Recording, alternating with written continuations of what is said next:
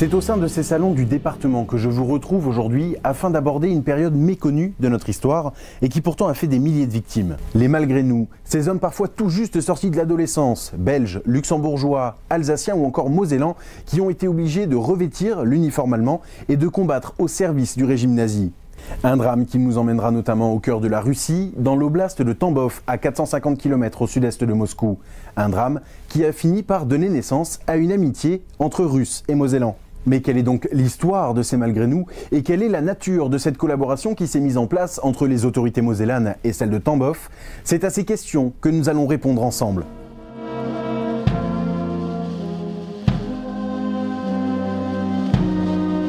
Forêt de Rada, en Russie, le 11 octobre dernier. Les jeunes recrues de l'école militaire de Tambov portent la gerbe de fleurs de l'ambassade de France.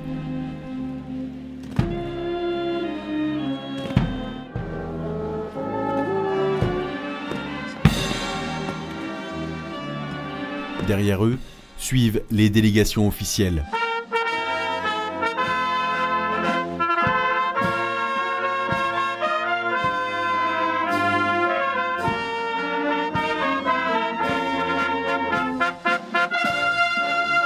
Les autorités de l'oblast de Tambov et à leur côté une délégation du département de la Moselle, Russes et Français, côte à côte, réunis par l'histoire sur les lieux d'un drame commun. Il nous paraissait être un devoir de rendre hommage aux nombreux jeunes Mosellans victimes d'une histoire qu'ils avaient subie. Dans ces bois, des milliers de Français reposent depuis la Seconde Guerre mondiale. C'est malgré nous des dizaines de milliers d'Alsaciens et de Mosellans que l'annexion allemande aura jetés dans l'uniforme nazi puis sur le front. Obligés de combattre sous peine de sanctions sur leur famille, ils n'ont pas le choix. Les jeunes générations se sentent françaises, elles parlent français, enfin voilà, elles sont françaises, et contre leur gré, malgré leur volonté, malgré nous, elles rejoignent les rangs de l'armée allemande, soit la Wehrmacht, soit la Waffen-SS. Après avoir enduré l'invasion allemande, subi la défaite de leur patrie, près de 140 000 Mosellans, Alsaciens, Belges et Luxembourgeois se retrouvent portant malgré eux les couleurs de l'ennemi. Après avoir combattu sur le front russe, des milliers d'entre eux sont faits prisonniers par l'armée rouge. Ils seront ensuite regroupés dans un camp de prisonniers, le camp 188 à quelques kilomètres de Tambov. La plupart des malgré nous sont envoyés sur le front de l'Est. Le front de l'Est, le front russe, parce que c'est un front très important qui nécessite énormément de moyens humains, de la chair fraîche, pour le dire très vulgairement.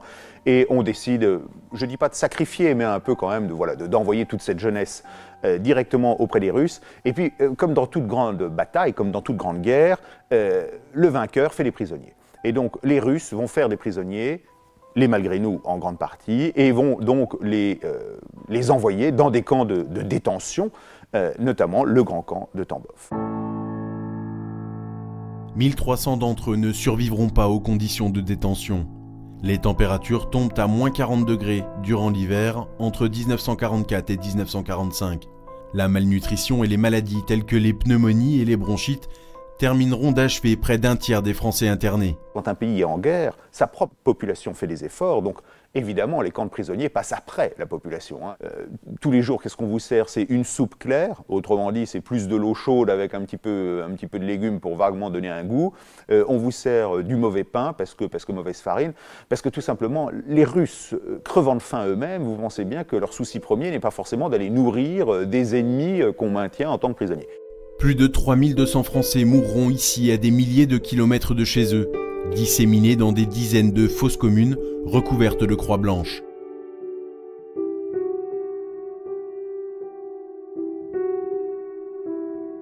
Les croix noires seront réservées aux prisonniers allemands.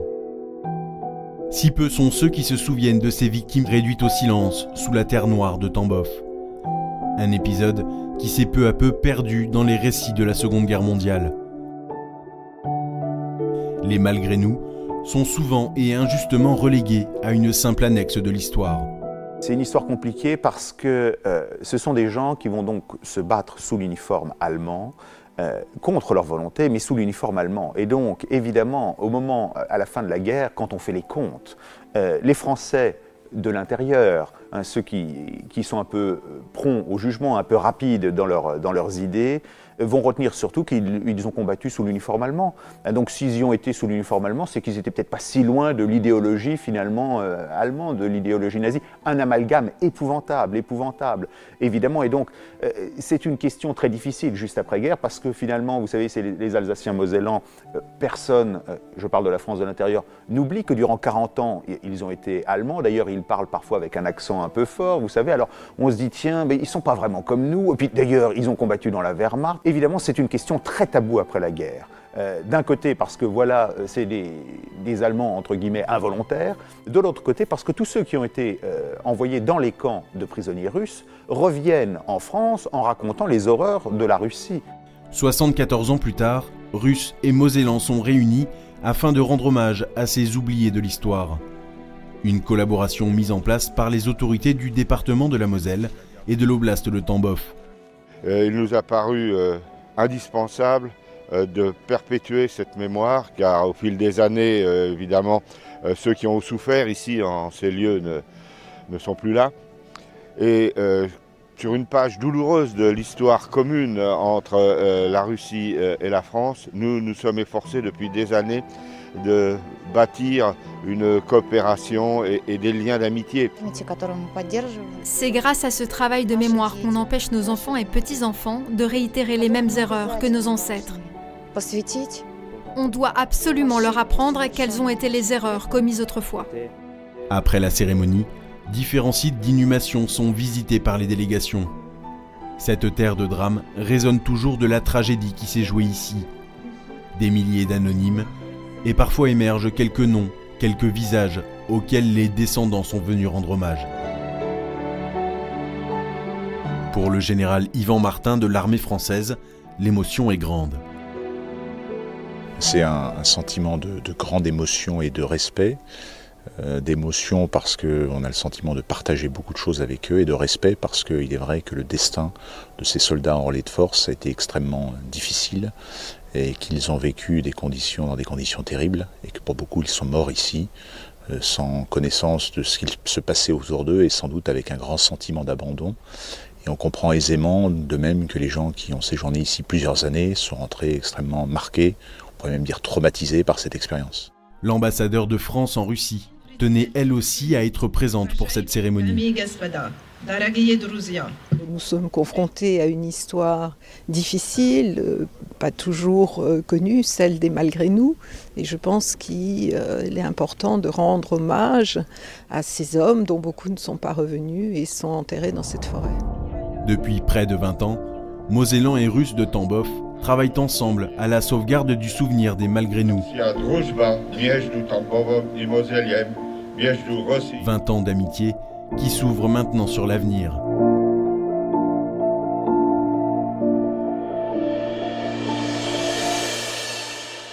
Les malgré nous sont donc morts par milliers dans le camp 188 de Tambov, et à ces morts s'ajoutent les dizaines de milliers de survivants qui ont pu rentrer vivants, certes, mais traumatisés par leurs terribles souvenirs du front et de leur détention.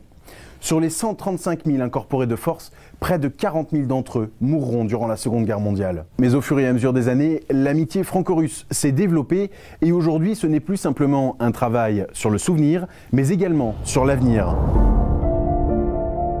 Au pied de la cathédrale Spaso-Preobrazhensky de Tambov, 5 délégations internationales se réunissent autour d'un souvenir terrible, celui de la Seconde Guerre mondiale. Parmi elles, celle de l'ambassade française en Russie avec, à ses côtés, celle du département de la Moselle, conduite par le vice-président du département, François Lavergne.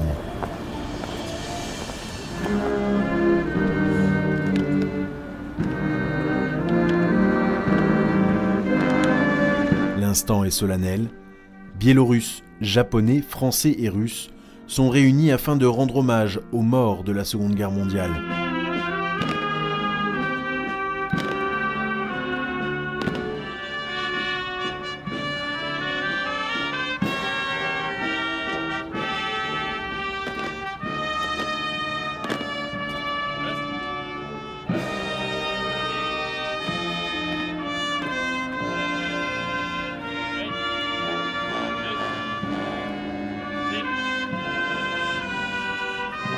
éternel et son imposant monument aux morts sonnent comme un rappel des épreuves du conflit et des pertes humaines qui y sont rattachées. Une histoire et une cérémonie qui réunit ce jour-là les belligérants d'hier en plein cœur de la Russie. Tambov, ville de 290 000 habitants, située à 450 km au sud-est de Moscou.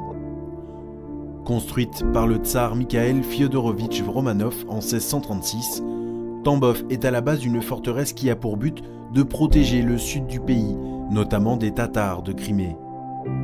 Au XIXe siècle, la ville se transforme progressivement en place de négociants fortunés et devient ainsi une plaque tournante de l'activité commerciale dans le sud de l'Empire russe avant la révolution de 1917.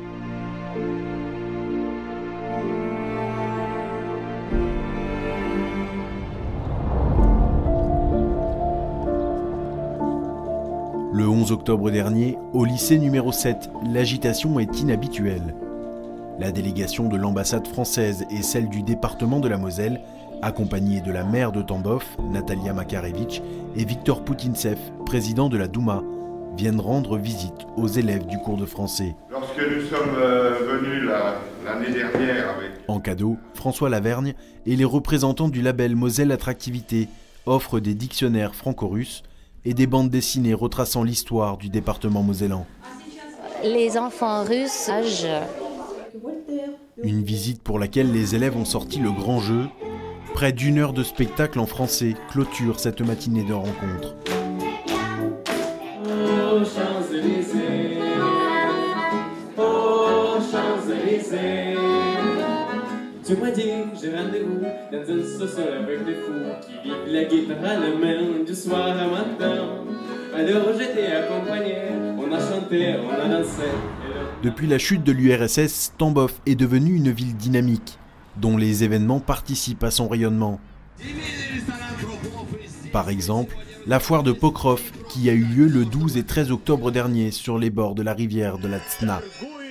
Des dizaines de milliers de personnes de toute la région se pressent pour venir participer à ce moment de fête bien connu.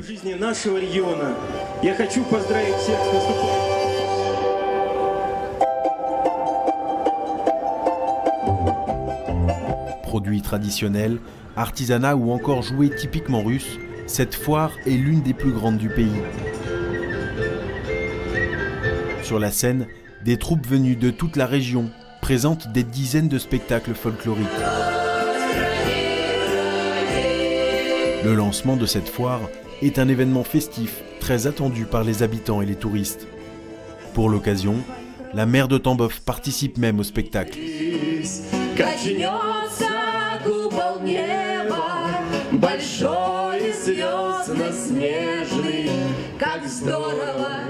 Sur plus d'1 kilomètre, les stands présentent des milliers de produits traditionnels issus de l'artisanat local. Chaque année, le rendez-vous de la foire de Pokrov est un succès. Mais lors de cette édition 2019, un stand se détache des autres. Les marchés de Noël de Moselle s'invitent sur l'événement et les curieux s'amassent afin d'en savoir plus. Une présence qui s'inscrit comme le premier jalon d'un partenariat économique entre le département français et la ville de Tambov. On a des liens d'amitié depuis de nombreuses années avec Pokrov, donc c'est le lieu privilégié où nous sommes très bien accueillis pour faire connaître nos produits. Et les échanges aujourd'hui sont absolument indispensables pour une économie dynamique. Et je crois que sur certains secteurs, nous en avons besoin.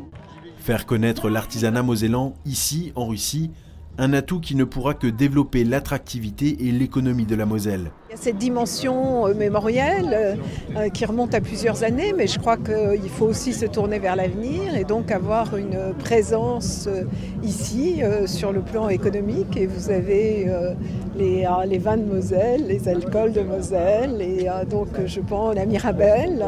Et donc je pense qu'il faut être présente sur le marché russe. Une présence économique, certes, mais toujours accompagnée par la dimension historique de cette relation entre Tambov et la Moselle. En plein cœur du centre-ville, le musée historique inaugure sa toute nouvelle exposition permanente, consacrée à l'histoire des Malgré-nous au camp 188 de la forêt de Rada.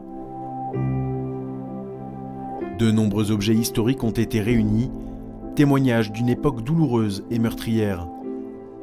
Une partie de ces pièces proviennent de l'Ascomémo d'Agondange, en Moselle. Une collaboration entre les deux musées qui vise à faire la lumière sur le drame des incorporés de force emprisonnés ici, en Russie, durant la Seconde Guerre mondiale. Ces 50 objets venus de Moselle qui sont ici sont désormais visibles de tous ceux qui souhaiteront en savoir plus sur l'histoire des Malgré-nous. Une histoire qu'il faut mettre en lumière afin de mieux comprendre par quoi sont passés nos deux pays. Ce drame commun qui nous unit encore aujourd'hui.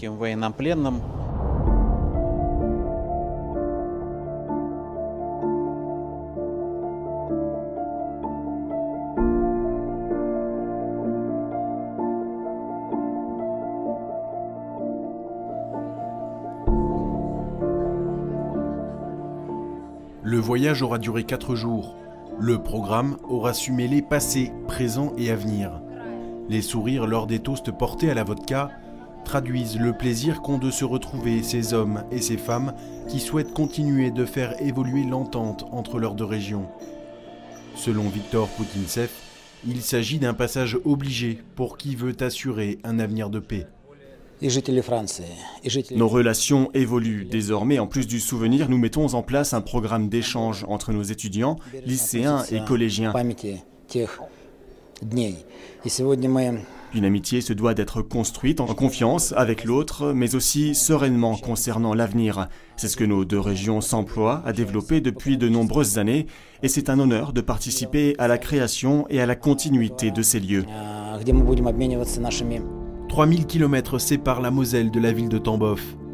Une distance qui peut paraître importante, mais réunis par l'histoire et leur collaboration sur l'avenir, les deux territoires se rapprochent un peu plus chaque année. Malgré nous, et en particulier ce qui s'est passé dans la forêt de Rada, où les Mosellans ont été emprisonnés jusqu'à ce que la démonstration soit faite qu'ils portaient l'uniforme allemand uniquement par obligation. Et que, à ce titre-là, ils ont été reconnus ensuite comme malgré nous et enrôlés de force. Ils ont été libérés par la suite. Alors ce drame des malgré nous est resté longtemps ignoré, autant de la part des Français que de la part des Mosellans. Un oubli auquel le département de la Moselle a voulu remédier, et vous compris donc. Oui, je crois que ça s'inscrit totalement dans la longue histoire de la Moselle, qui est une histoire d'une Moselle annexée. Et à un moment de la vie de l'annexion, il est arrivé les malgré nous en 42-43. Il y a une classe militaire de Mosellans qui ont dû endosser l'uniforme allemand et qui se sont retrouvés dans l'Europe de l'Est, Biélorussie, en Russie, parce qu'ils voulaient les éloigner de leur territoire dans lequel ils étaient hébergés, justement pour qu'il n'y ait pas un attachement trop important, et beaucoup sont morts. Mon oncle est mort, par exemple, en Biélorussie, au front russe. Et alors concernant l'avenir entre la Moselle et Tambov, pourquoi est-ce que c'est important de mettre en place une amitié et un partenariat économique ? Vous savez, je pense qu'il faut à la fois raconter l'histoire, mais il faut aussi savoir profiter de cette histoire pour ensuite mettre à profit celle-là pour nouer de nouveaux liens. Pour nous, c'était important, et c'est la raison pour laquelle de nouvelles délégations, dont une que j'ai conduite en 2012, s'est retrouvée à Tambov. Et donc ce partenariat économique pourra permettre de renforcer donc cette amitié entre, entre la Moselle et l'oblast de Tambov ? Oui, ben là, François Lavergne, vice-président, un délégué à cette démarche, a été à Tambov au mois d'octobre dernier, il y a un peu plus d'un mois. Et la Moselle a participé à un grand moment d'exposition économique à Tambov, reçu et accueilli par les élus de Tambov. Donc nous, ce sont des relations qui sont économiques, qui ont été sportives, qui sont culturelles, et on souhaite continuer à tisser ces liens qui sont indispensables pour rappeler l'histoire, mais aussi pour se dire qu'aujourd'hui on vit une Europe de paix, et pour nous il est indispensable que nous préservions par ces relations d'amitié à la fois la manifestation de l'histoire, mais aussi la capacité à reconnaître qu'aujourd'hui nous vivons en paix. Comme je le dis toujours, on a sur notre territoire, on a 75 ans de guerre et 75 ans de paix. Ben, commémorons ces 75 ans de paix. La plaque commémorative de la forêt de Rada qu'on a vue dans le documentaire a été financée par le département de la Moselle. Est-ce que c'est important pour définir l'identité d'un territoire de se souvenir non seulement de l'histoire qui l'a composé, mais aussi de l'histoire dont on découle finalement, les habitants découlent ? Vous savez, l'identité se construit par son attractivité, par sa politique de rayonnement, mais aussi par son histoire. Et je crois qu'il ne faut jamais oublier d'où on vient. Et donc, à ce titre-là, pour nous, l'identité a été construite par l'histoire, par l'architecture, par un certain nombre de grands symboles que l'on retrouve ici en Moselle. Et là, c'est un symbole qui marque des Mosellans sont morts sous le front russe pour aller au secours de la paix et de la liberté. Merci, Monsieur le Président, d'avoir répondu à nos questions. Merci à vous. C'est la fin de cette émission spéciale consacrée au Malgré nous, ce drame qui, 75 ans plus tard, permet à deux peuples de s'unir et de construire ensemble une partie de leur avenir. Merci à vous d'avoir regardé ce programme et je vous dis à très bientôt sur Via Mirabel.